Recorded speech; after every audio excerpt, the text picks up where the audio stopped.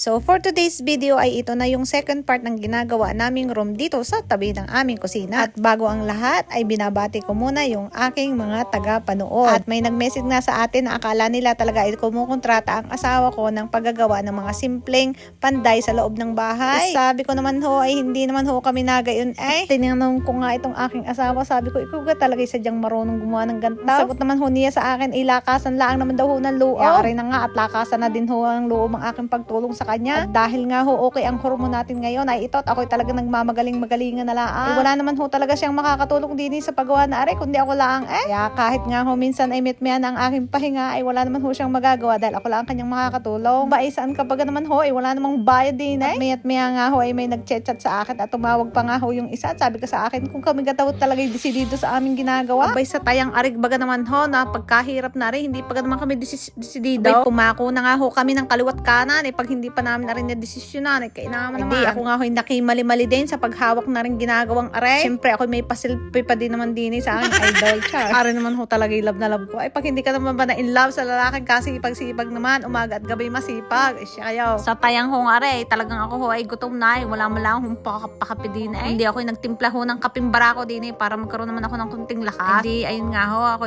nagmamandamandahan din eh kunyari sa kanya. At kunyari ako'y marunong din naman. Di ako'y umakyat na din ho ng hagdan at pumako pa ako na din ho ako ng kaunti-kaunti lang. Akala niyo ako'y nagbibiro din eh. Pero ako'y seryoso din at baka mapako din ng aking daliray. At sa punto na aray, kinakabit na nga ho namin aring insulation na aray. Pagkakati-kati naman. Abay, tiis lang rodet. Aray naman ho ay libre. Galing ho doon sa kanyang katrabaho. Aray, 2 bag na napakalaki. Ay siya, shout out kay JB. Ay pati ho aring plastic na aray na itinatabo namin. At ginamitan ko pa nga ng stick para nga lumapat ng konti doon. Maya-maya ako napabigla ko. Naibagsak ko yung konting patpat na iyon. Ay di sabi ko, naku kawawa si Alit ba nagising na sa baba. Ay siya, tingnan nyo naman ho aray. Kita nyo naman ho yung kalit-litan na yun ay kaya niya. Sabi niya okay na ito. Aray, tingnan nyo ho. Baka sasabihin nyo naman ako hindi marunong talagang magpako. Ay ariga, ang sampol ho oh. Ay arigay, anak na arin ng panday. Kung inyong hahong matatanong, ang akin hong tatay talagang magaling hong pumanday. Dahil ho sa galing ng panday, kami ho ay siyang magkakapatid. Ho kami magkakapatid, ang pangalan ho namin ay Kambal. Ako ay Pampitot. Sunod sa akin ay 2 lalaki. Dahil wala nang masabi, pero ari ho ay almost pinali na. Ari ho ay yung